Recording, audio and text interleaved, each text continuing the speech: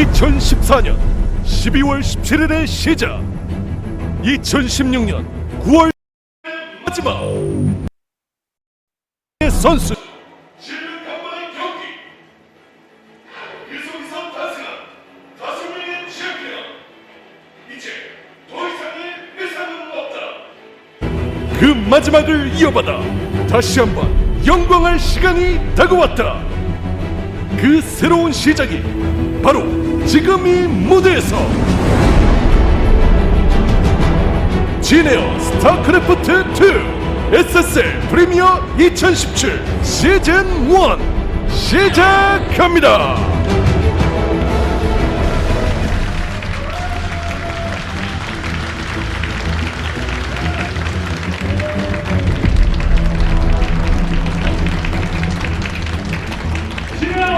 Welcome everybody to the SSL Series 2017, sponsored by Janair. I am Valdez. Today joining me is Rapid Casting, and we have a very special day. We're back here with the SSL in the Nexon Arena. It's been a while, you know, as it said on the CG, it was since September of 2016, but we're back here with the SSL. That is true, much like, you know, the One Ring, we were kind of lost in the minds of, well, I don't want to get my lore too wrong, but we're here back again, sponsored by Janair, which is why you can see our entire studio looks like Christmas. And in a way it is Christmas, Valdez, because we get another season of the SSL. Yeah, it's got a decent amount of history, you know. Since 2014, we had 5 champions, as you guys saw, which is Maru Dark, Hero Classic, and Solar. And, you know, we're going to see who's going to be the next champion here for SSL Premier, which is what we're doing today. Of course, this is the Premier League. We got 10 players. There are also 8 players in Challenge, which will be happening on Saturday nights. But tonight is, of course, Monday night, so we get the Premier League and 10 of the best players in the world, 10 of the best in Korea. And we're going to have this round-robin format for about 9 weeks and then get into the playoffs to decide who wins the next season of SSL. Yeah, it's actually a really cool format, and I'm sure we'll be able to talk about it a little bit more as the tournament goes on. But we've got very interesting formats, and it's kind of a breath of fresh air to kind of kick things up a little bit. So basically, we'll have 10 players, all of whom will play every week. So you get 5 best of 3s every single week, with each of the 10 players playing against everybody else in the group over the course of our 9-week group stage. And then we enter the playoffs, which is going to be a gauntlet where the 4th place player plays the 3rd place for a chance to play the 2nd place, for a chance to play the 1st place player. So actually getting 1st place in this 9-week round robin is very, very meaningful, and it all starts today. Yeah, and of course, if you take a look at the 10 players that are in it, you know, very recognizable names. Everybody knows them if they've been following StarCraft. There are some notable names that are not in this. You know, you look at someone like Hero or even TY. Right. Is probably the biggest one who's in Challenger, who did not make it into Premier. But of course, we do have the system where they can make it into Premier. They have to go through kind of like a...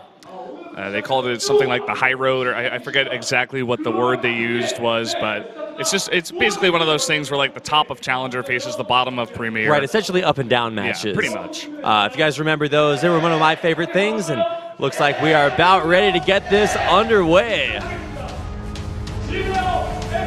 Looks like we're going to do it, guys. The Janair SSL Series 2017 is going to start right now.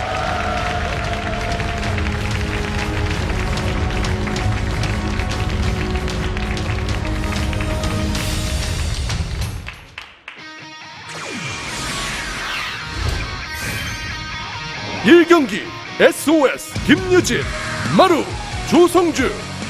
2경기 별, 한지원, 얼라이, 한희석. 3경기 닥, 박영우, 페이션스, 조지현. 4경기 이노베이션, 이신형, 제스트, 주성우. 5경기 솔라, 강민수, 스탯, 김대영.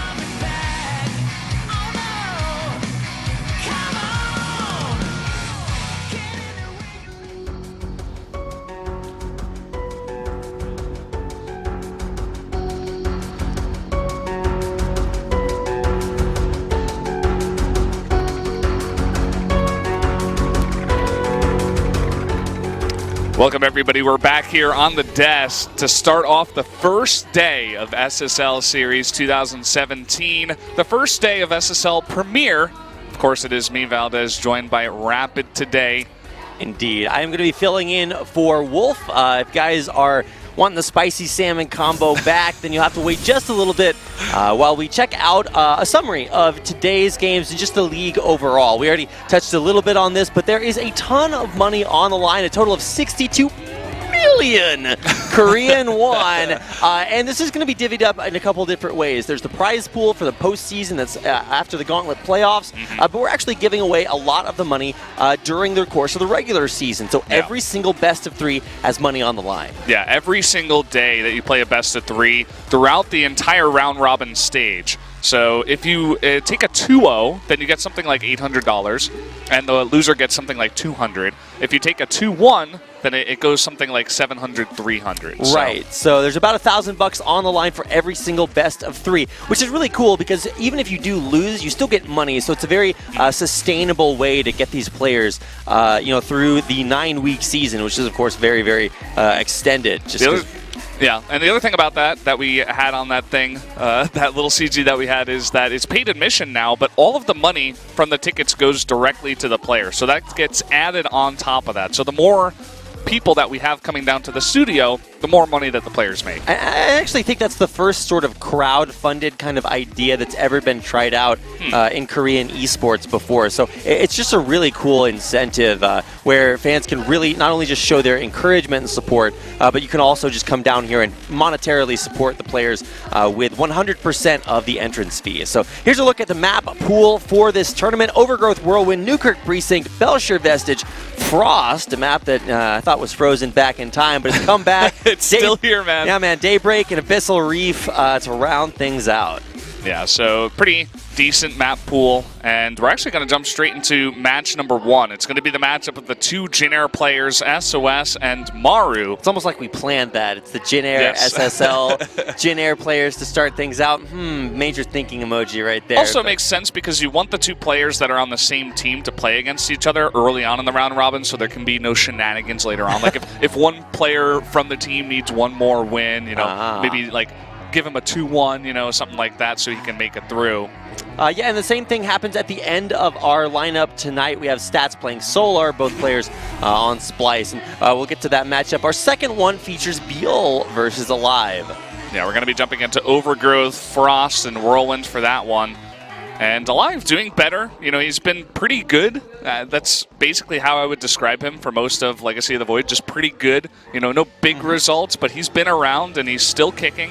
Yeah, really showed up very well at the IM Katowice World Championships. So Biel also, a lot of attention around that guy. Just got sponsored by Base Trade TV on the Looking for team, if you want to call them that. But just really cool to see a lot of very strong players, a lot of players that if you don't know, you'll get to know over the course of our 9-week round robin. Yeah, so we just showcased our first two games, our first two best of threes, because after that we'll go into a break. So there's going to be a lot of StarCraft before we even get into any breaks here, guys. So there's only 2 breaks throughout the entirety of these days, one after the second matchup and then one after the fourth matchup. So lots of action coming to you guys very, consistently in a row. My favorite part of the action is that if you guys don't like Brendan, we can always just push him into the vent just that's right behind him. Just turn on the engine behind me.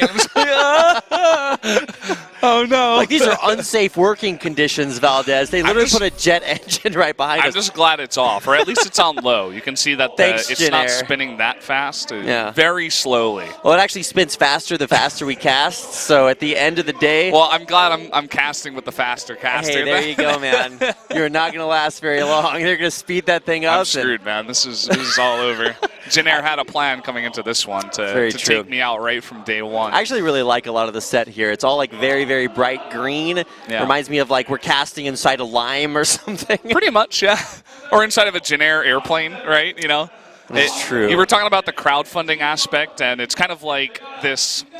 It's not like from the ground up, right? Jin Air obviously part of a very big corporation in Korean Air, right? So they do have a lot of money, but they're dedicating it to esports, right? Which is so awesome. And it's kind of like this idea of, it's backed by, you know, this company that really loves esports. They're bringing back the SSL, and all the fans that are coming into the studio as well. They're helping bring back the SSL through all the ticket sales and stuff like that, and the new format, and everything is fresh and new, just like a fresh green lime.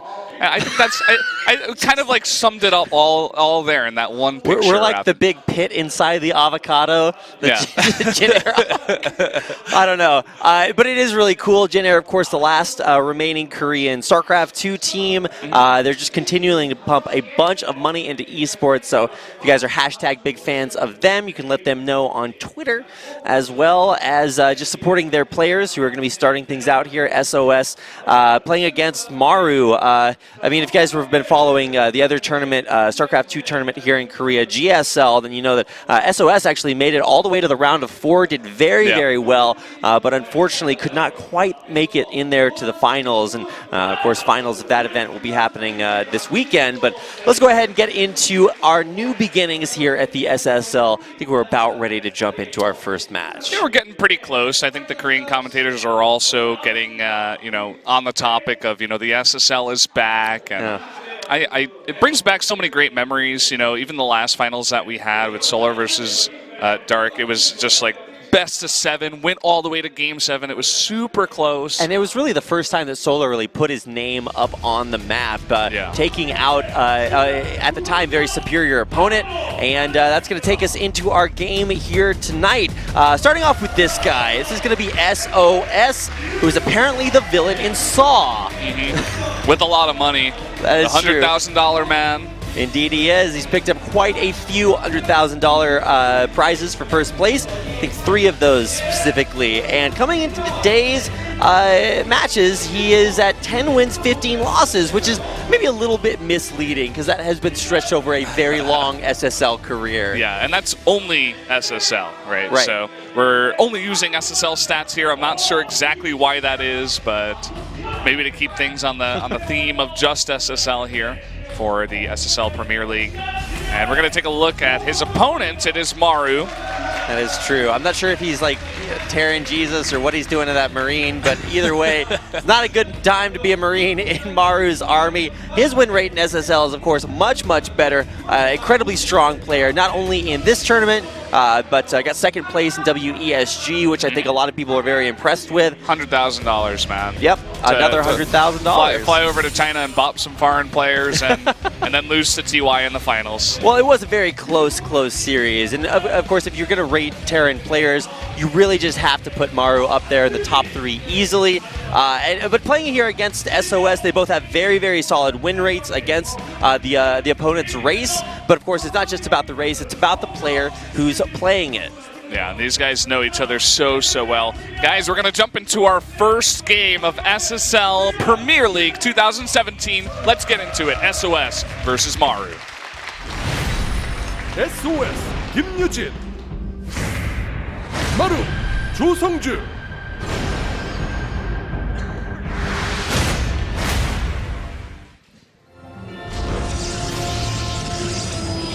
Well, here we go. SOS versus Maru, game 1. And as we said before, these are best of 3s, guys. Fly, better fly, Jin Air. Well, it's actually a butterfly, not a better fly, but I'm sure we'll fix that later on. That is actually just their slogan. But that was SOS up on the top right.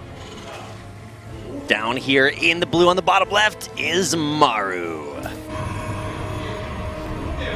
We got to work on our crowd cheers. I think they want to do that for each individual time, but we did get at least one of those out here. But man, it is just so good to be back with the giant Jin Air logo on our screen and the SSL coming back for this 2017 season. It's just actually so cool to see kind of a new revival here of Korean StarCraft. And who better to start things off with than SOS versus Maru? SOS going to be taking what looks like a very fast Nexus eventually. Well, I'm not sure exactly why he pathed quite all the way over there. He's looking for some shenanigans out of his if you can get your SCV across Maru. that map that quickly, then you got some rocket jets on it. Yeah, I mean, Maru, he's known to, like, especially in important matches that are like, you know, the first match of a series, or it's, you know, game 7. He's like, okay, I'll just go for double racks. You know, he's done that in the past, but Maru playing very standard so far. SOS He did put that pylon out there at the gold base, and you were talking about taking an expansion. It's been a long while since we've heard Engine. That's kind of what the sign said. It said it's time to listen to Engine, as he is one of our casters out here on the Korean desk. One day they'll make a sign for us out there. It's been a while since we've heard these guys cast SSL. Well, it's been a while since SSL's been around, so good to have that back. And of course, now Scout coming in here, a lonely SCV amongst an army of probes. I would be a little bit worried if I were that SCV, but he's gonna steal some minerals. He's gonna get away with it, guys. He will make it out of there. Nexus will go down. It's at the gold base too, so I mean, we'll see if this gets scouted out there by the first Reaper, which is definitely out and around the map, but hasn't seen it just yet. He's looking for a probe at the front of his base, but there is no probe coming to him. And Maru is going to scout this. He goes immediately to the gold base. So this must be something that SOS does from time to time, maybe in the practice house. Yeah, early on, you can sort of count your opponent's minerals and say, okay, well, they have this much stuff to do stuff with. Where'd their stuff go? So yeah, you can do where's that like, extra pylon? Yeah, you can count like pylons. You can just get a general feel for exactly how many resources your opponent should have. There's about 400 missing. Wonder where those must have gone. And so he scouts the gold base, finds the Nexus, but with an Oracle coming out, that will have sort of impunity for now against certainly the early like Reaper, but even the Cyclone coming out is not quite what it once was as far as anti-air goes. It's a shell of his former self, poor guy. The Oracle is not going too aggressive. He knows he was scouted, and he's actually just looking for the Reaper, and he will take it out. A very safe way to use this Oracle. He doesn't go straight for the mineral line. And we already have a starport on the way here. Probes making the longest Maynard of their life across the map all the way to the gold mineral base. But this will give a cool economic advantage to SOS once he does get that base up and running. Well, we do have the second Oracle joining up, and maybe this is when he will start his damage. Coming on in, gets 2, 3, and with only one Cyclone here, as you said before, not really the best, doing the best job here of bringing these Oracles away. Already 4 kills, and now he's going for the Marines. Okay, decides against that. Probably could have committed a little bit harder there. Third Oracle coming out. And a fourth one on the way. Oh my god. So usually you see the mass Oracle strat used against something like Zerg players. Remember seeing Haz just bop Dark on the ladder, I think 10 games in a row with that. So you really have to watch out for this. But having seen those first 2, we'll see if this is enough anti-air to deal with it.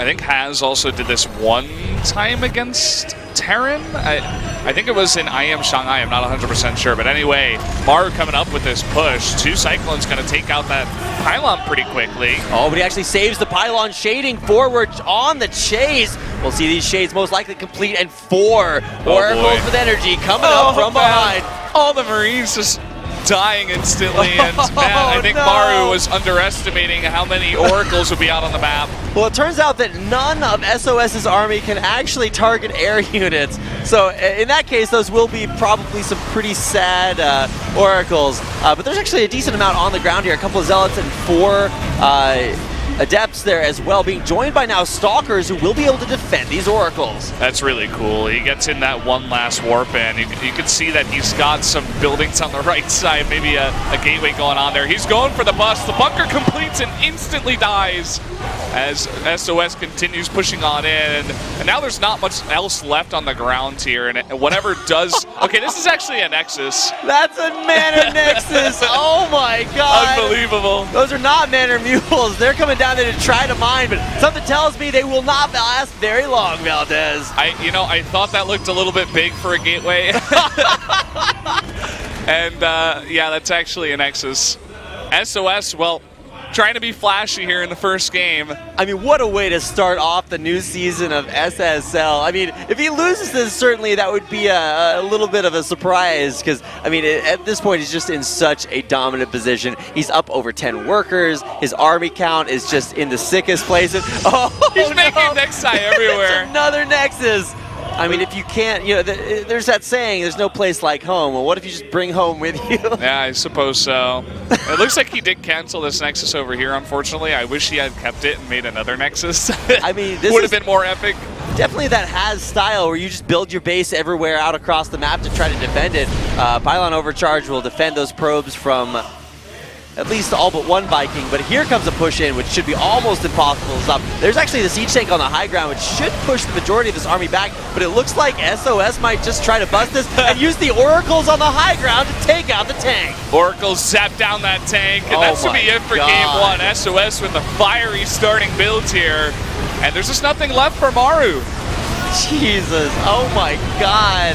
I don't know, it looks like Maru's inside that Marine shot that we saw in his logo. This Viking has 21 kills. What the, what? I thought he cleaned that up. Okay, well, turns out Vikings are pretty good at killing probes, Valdez.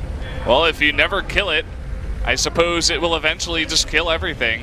Yeah, what doesn't kill you only makes you stronger, but what does kill you kind of makes you dead. So all of a sudden, if you look at the worker count, if, as we are told to do in the book of 1st Todd 2012, it is to look at the supply and see not a lot of workers really for either player. What a crazy game. I mean, for SOS, it's not enough to just take one base, Valdez. He has to take both of them. And I don't even think Maru scouted that other gold base. I don't think he would expect this. And that's an empty medevac that's heading almost as if to scout the natural and see what else SOS has, but he's going to be missing that second gold base. You know, when I first got into watching StarCraft, Valdez, one of my favorite series to watch was When Cheese Fails. This isn't quite eligible for that series, but you can definitely see that SOS was like, okay, I'm going to try this really cool build. If it works out, it's really just going to stomp down on this Terran. And he did it. He made the build, but he didn't really have this, okay, I'm going to win from here kind of moment. And when he went into that siege tank and wound up losing a lot of stalkers, eventually he killed it. But now it's just like, okay, well, what do you do from here on out? And the answer is, of course, to take both gold bases. Yeah, and Maru finally sees this, and he's like, okay, this guy. It's like, which one of these things does not belong, Valdez? The answer is a Nexus at your own gold. I mean, so right now, Maru just really bunkering up, quite literally. Of course, he will salvage that, but this is going to be his big breakout push. So what he's going to try to do, push out here. Be interesting to see. That is a lot of Adepts, Valdez. But Adepts with the resonating glaives has another story to tell. Okay, here he comes. Every Adept shades immediately onto all of those tanks and Marines.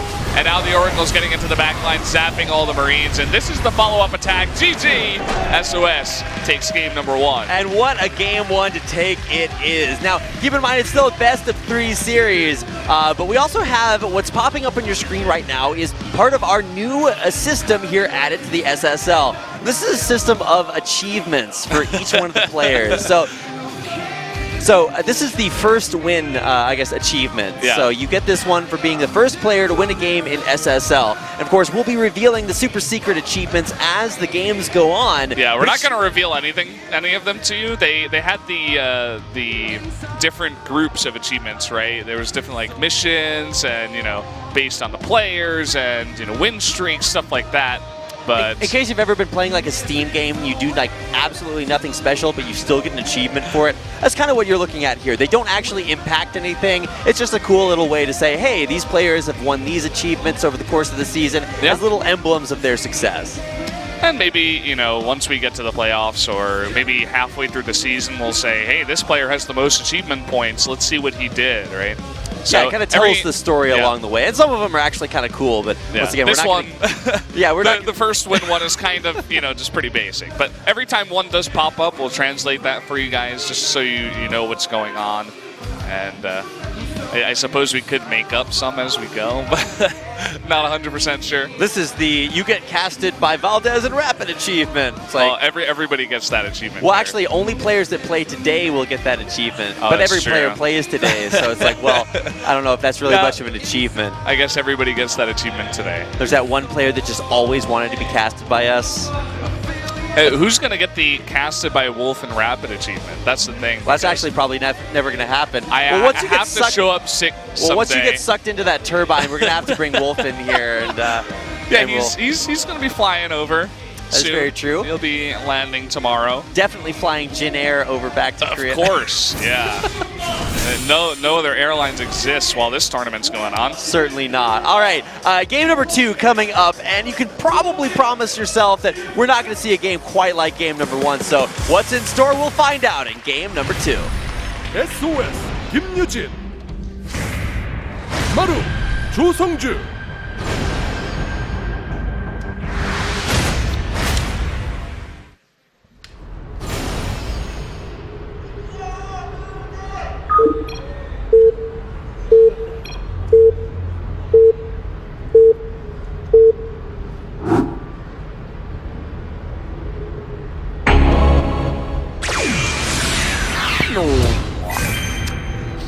And away we go into game like number that. 2. Here we go. This is SOS, our yellow Protoss player. There you go. So that's when we're doing the yeah, that's cheers. when you're supposed to cheer. Down here in the bottom left, the blue Terran, it is Maru. Down a game. Okay, all right. They finally pulled themselves together. Someone were trying to cheer earlier, and we're just like, well, we're just going to cheer all the time. Big fan. Of course, happy birthday to Emil and or Emily, if I misread that. So whoever you are out there, happy birthday. And of course, what better way to spend your birthday than watching StarCraft? Yeah, of course, man. I literally spent my birthday watching StarCraft, so maybe that says more about me than it does about Emil. But already, why not spend some of your day watching StarCraft, and then, you know, while the StarCraft is not going on, you can do other activities. Sounds good. Like to playing me. StarCraft or flying Jin Air. There My you go. other 2 favorite activities, Valdez. All right, so unfortunately, we're not going to be seeing any gold bases taken quite as early this time, but a very early probe coming out into Maru's base. Pokey pokey goes the nosy probe. Is that what nosy probes do? Yeah, that's what they do. I thought they just built pylons and cannons in my main. Well, not this guy. He's a little bit more shy. Where are the manor pylons? It doesn't quite work that way here, but either way, the early scout will get in and get out and see that there aren't any too many weird things going on. Reaper's just going to come out. The pro. I'm like, you're not playing against Zerg, man. The Terran can actually just build his command center wherever he wants, but delays it by a couple of seconds and will escape alive. Does get away there. And you were talking about how no crazy shenanigans going on early in this game, but maybe SOS will have another crazy build prepared for a little bit later on. It says at the bottom, Godspo TV, thank you, truly, like with the true heart, thank you. And I assume that's because of the new league, SSL, being brought back. And obviously part of that is thanks to Jin Air taking on the load, being the big sponsor for this one. I was going to say, I'll worship the SPO TV god, but that's just because they pay my paycheck. Also, of course, Jin Air. Big fan of those guys. And Indirectly through Jin Air. that is, yeah, okay, all right. Credit where credit is due, right? I'm so glad that these we've hacked into the maps our logo everywhere we could possibly fit it. The SSL logo is out there, and also something that does not belong there is a starport built very, very close to SOS's base. But those are pylons built very close to Maru's base, so we're just sharing the love across Daybreak. And the Cyclone is not coming out all that fast. The Reaper's being annoying, but the Adept will be there. And even going to cancel that second pylon because he only needs one to overcharge and just, as you said, be annoying. Yeah, next is going to target, of course, that reactor. Reactors take basically a year and a half to build, so while the first 2 Marines will be built with the reactor, it's not going to stay alive any longer. There should be an Adept there to deal with that Reaper, and there, of course, comes the Shade. Adept was a little bit lazy, lets that Reaper get in, but ushers it right back on out, and there comes another overcharge to start to damage that barracks. Looks like maybe it's not in range of the second supply depot. We got Cloaked Banshees on the way, and SOS did get that Adept Shade into the main, so if he was paying attention, he should know that something is missing. And he does have an Observer on the way. Yeah, there's no such thing as a 1-1 build. You always like go finish the third one, and it is finished very, very close. It is going to be Cloaked Banshees coming into SOS's main here, but he does actually have that Observer out, so really, really careful play. Gives him not 1 but 2 Observers that should keep him pretty safe. He actually does need units that shoot air in his base in order to defend against this Banshee, as it just now has been produced and is headed over to the main. Also, the Mothership Core is not at home, so will not be able to overcharge when that first Banshee makes its way in. But Maru's actually saving the Banshee and not flying into the main. Wow, waiting for 2, and that's a bit greedy, especially because he knows that the Adept got the Scout. Kind of a questionable move. Yeah, and that's going to give plenty of time for everything to make its way back home. Mothership Core will be back up and ready to go. So, an interesting decision. I mean, he'll be able to kill things a lot faster. Of course, two-shot probes if you do have 2 Banshees, but instead now just running it in a little bit later, finding a few probe kills. Well, I was questioning the timing. This seems to be a pretty damn good timing. Coming in and getting 4 probe kills and forcing the rest of them to run away. SOS, he had the units, but he was not in position to deal with this. And already 6 kills on that Banshee. Yeah, and here finally comes the Observer, but it's actually just going to head back into the main. Kind of knows exactly where it is. And now the counterattack commences. SOS, Warp Prism in hand. Or, well, I guess it's not literally in his hand, but it's going to be warping in units across the map. Looks like a couple of Adepts to start. Meanwhile, Maru has units at home. Did not move out. And this is spotted, actually, so has to drop out those Adepts to there. Or does he? Turns Yeah. out it's a Warp Prism, and you can actually just pick units up from halfway across the map. 2 Banshees, though. That's when things start to get a little bit dangerous, although SOS has split up his Stalkers adequately in order to deal with that. Still pretty worth it. Even just that first Banshee got, I think, 9 drone kill, or okay, the other unit, SCV kills. But now finally finding that proxy starport should stop any more Banshees from being produced. Yeah, probes, they did die, lots of them. And you can see that Maru, he was very well known for producing these Banshees against Terran, but bringing them out here against SOS, his Protoss opponent. And Maru actually does get that Raven out here and will run away with that starport. So the Raven's going to be able to sweep all of the Observers out of his own base. Sometimes what you can do is build like a Raven and a Viking, so get like one of everything, and then you just sit all of that in one place, and there's nothing really the Protoss can do. Like, they can't use Observers to spot you, they can't, send Stalkers up, because then you just like auto turret and get tons of values out of that. Tons of values. Values of what, Valdez? I don't know. Tons of the values. Many much values out there. Tons of datas. Or is it datas? Datas. Datas or datas? Datas. Oh my All God. the fathers out there really proud. Oh my God. And it was funny, as SOS, he sees the Raven pop out of that starport, and he's like, what better than to make a Dark Shrine? Yeah, it's like, well, I know he's going to have detection, but you know what I should really do is just build invisible units. And Yeah. of course, hopefully he's going to be warping those in far away from that Raven, which is now moving out with Maru's army. And so a little bit refreshing for me to see that we're going to have a little bit of a longer game here. Nothing quite as crazy as we saw in game number 1. And the proxy starport is a little bit out there, but things have very standardized since then.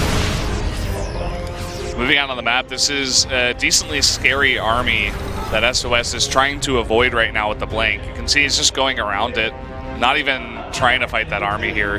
Looks like he's heading towards the 3rd base. No, looks like he's going to come into the natural. There's nothing to defend this 3rd. He's trying to find where the army is for SOS, and he's going to try to catch it there, and I think he just barely scanned the end of it. But this is going to be a very strong kind of base trade situation here, catching a ton of workers. So even though SOS will lose his 3rd base, he didn't lose that many workers. And now a big blink into the main here. There's not a lot to defend for Maru. We're going to have this big base trade situation. There are so many blink stalkers here, but of course not much to fight at the front except overcharges. Another big warp in here of Adepts. Finally, Maru is going to stim on in, target down all these pylons. That's basically all there was.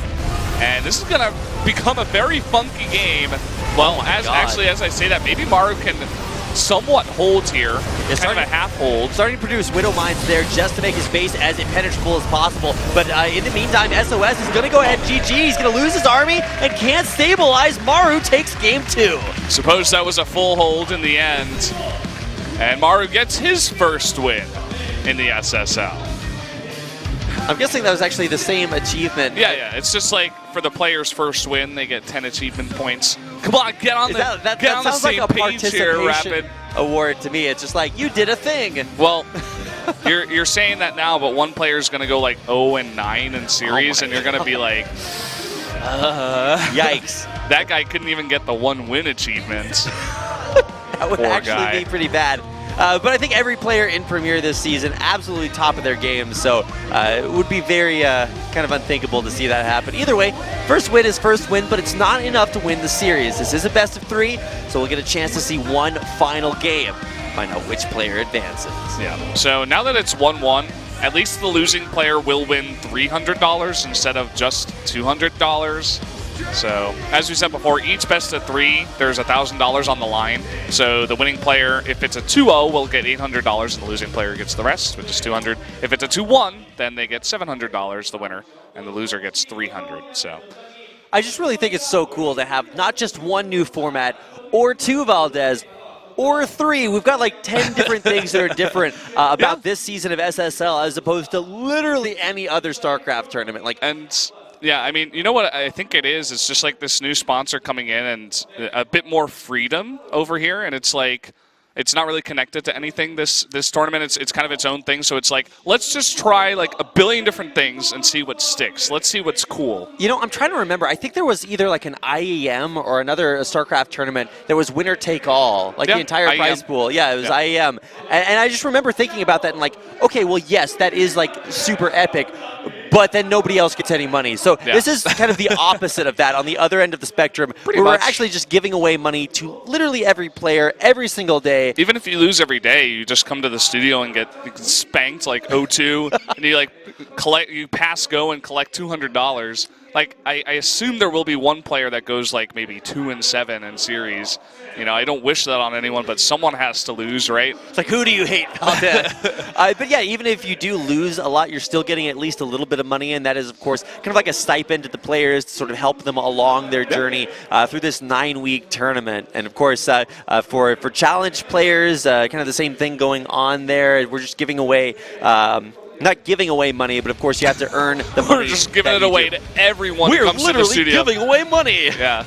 Of course, you do have to be a player in the Premier League, and here we go. Our third and final game of this best-of-3 series between SOS and Maru about to get underway. Looks like it, just like that Jin Air airplane is about to take off. This Game 3 on Abyssal Reef is going to take off in just a couple of seconds. It looks like actually that second is now. Let's jump into it. Game 3. SOS 김유진, 마루 조성주.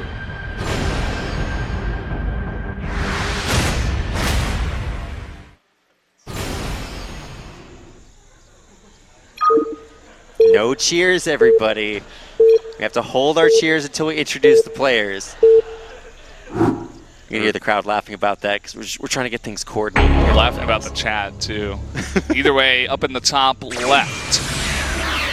Okay, wait, we got to wait for the Jin airplane to fly on through. It is SOS, the Yellow Protoss. There we go. Little golf clap out there in the audience. And his opponent, the Blue Terran player, he is Maru. Seems like there's more fans for Maru today. Yeah, it's Hamster Terran versus the $100,000 man. Seems like people are maybe a little bit bigger fans of hamsters.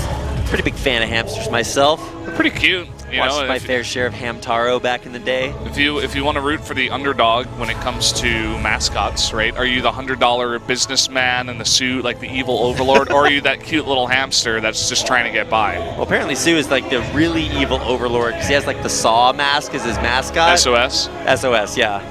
I mean, they have the same number of like similar letters. Oh my God! Back into the SSL. That guy has almost every single medal. If he lowers that, it's Wolf behind there. I would have believed it. But right now, that guy is Wolf does have all the pins. dedicated. I can attest to that. So. Well, let's go ahead and talk about the builds that are going on here. Going to be a Nexus right on time there, at least as far as the early timing goes. That's going to be out there about 1 minute and 20 seconds. And now a Scout coming out. Well, it looks like it could be something a little bit cheekier, too.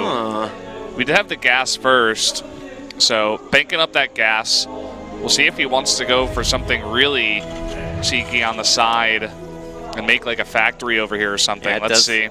Does indeed look like that is what it's going to be. Needs a couple more minerals and a proxy factory. Going to go down.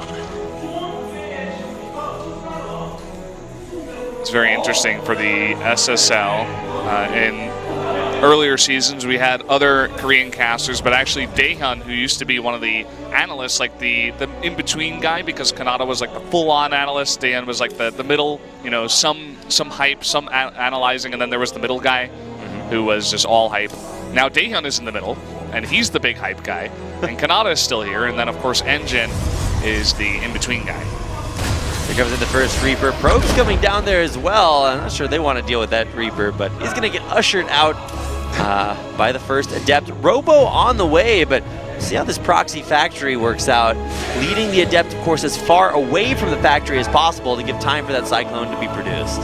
Or Widow Mine, okay. I wasn't sure exactly how hard Maru was going to commit to this proxy, but it looks like it's going to be pretty heavy. Widow Mine about halfway done. Let's see if this Adept goes out to scout. I like how these guys are starting up the series, you know, the SSL Premier, with a lot of active builds, a lot of cheeky stuff, early game, you know, trying to get into the face of their opponents kind of builds. And it makes sense because these two guys are teammates, you know, they practice with each other so much, you have to mix it up even more if you want them to have no idea what you're doing. And that Reaper, by the way, gets a really nice scout of the entire base of SOS. You'll see everything there, and of course, really for SOS, he doesn't have a whole lot of information to go on. He's going to be shading out across the map, but something tells me he might just need those units at home right before this mine drop comes in. It's going to be way ahead of schedule, and I mean, as soon as those Adepts get in, they'll be able to see exactly what isn't there, as of course most of the tech. And here comes the first two mines about to get dropped in SOS's main. It's really going to be about the observer positioning, the overcharges, how fast they are, what other units are in position, because we did have Warp Gate research and 3 Warp Gates finish up, so 3 Adepts being warped in. But where are they? Are they going to be in position? Here we go, the 2 Widow Mines. He doesn't move anything! No! The probe manatee! 9 probes going down, and already SOS knows he has to get something done. And when you go for this kind of build, you don't have all that much back at home if you're the Terran player. So going up against these Adepts, Maru is just trying to buy as much time as possible to get some other units up back at home. Nice save there on those Marines on top of the high ground. Shading backwards, of course, and now into Maru's main, dropping some off with that Warp Prism as well. And this is going to be very difficult to deal with on both sides. The Marines, they do pop out just 2, and SOS actually isn't targeting them. There is a Liberator in the natural here, and this is, again, a pretty crazy game. Attacks going on both fronts.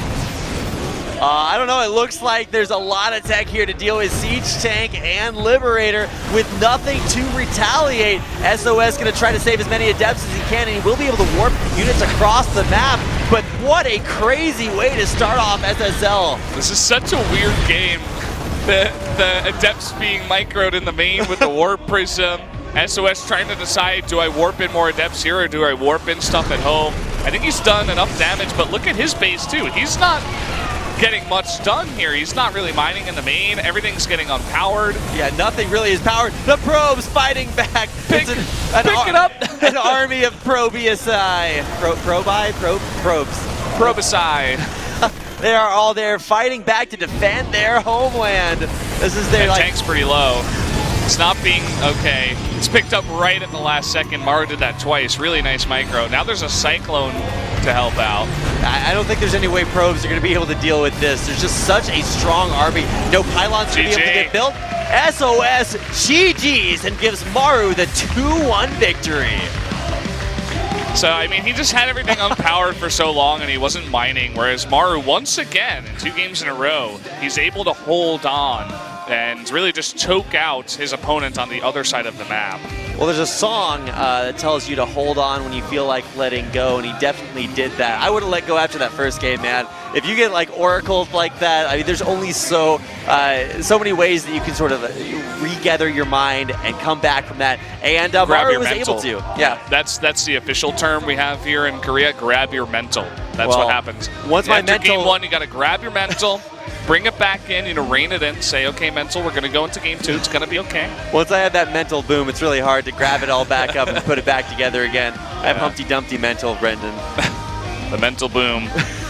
Well, And- congratulations to Maru. Very well deserving of that. Came out with some really innovative builds. He tried to, what was it? It was the proxy cloaked banshees in game number 2 to come back. And then he just decided, hey, if I proxied one thing and it works, what if I just do 2 things as well? Got some crazy value off of those mines. And in every situation, SOS was going to try to make it like kind of a base trade, but it just never worked out in his favor. He was trying, he was getting into the base, He gets the "you tried" achievement. Yeah.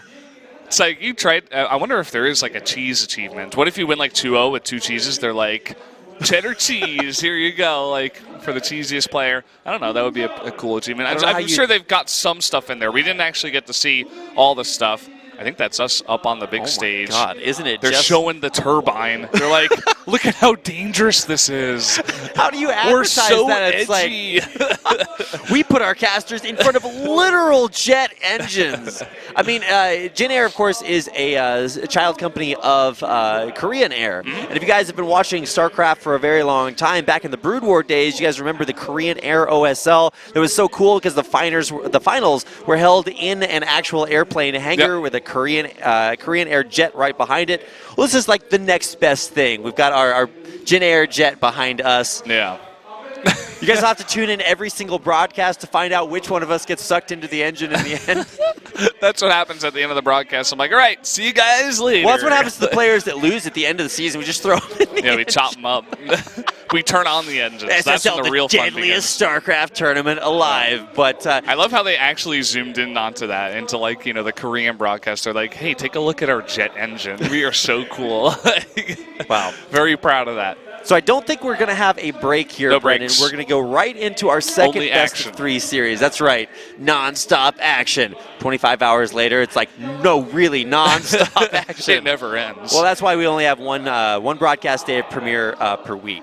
So, yeah, next game coming up is going to be Alive versus Biel, and I think we'll actually just be heading right into that as soon as possible. So, as I said further before, ado, only breaks after the second series and the 4th series. I think it's a 5-minute break after the second one and a 7-minute break after the 4th one. So, pretty much non-stop action.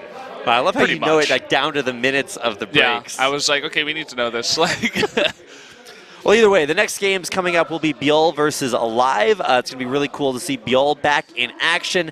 These guys actually played against each other, I think it was like, 2 nights ago or something, and was it Shoutcraft Kings or something? So we got a chance to watch how things portrayed themselves there, but of course offline in the booths, back in the SSL with all these bright green lights all the way around you. Definitely going to change the way that the situation goes. So really excited to see Biel, especially coming off of his Base Trade TV sponsorship. He's got that extra backing behind him. Yeah. And of course, still looking for sponsors as well in the upcoming months. What better way to attract them than by picking up some wins in SSL? And of course, here he is.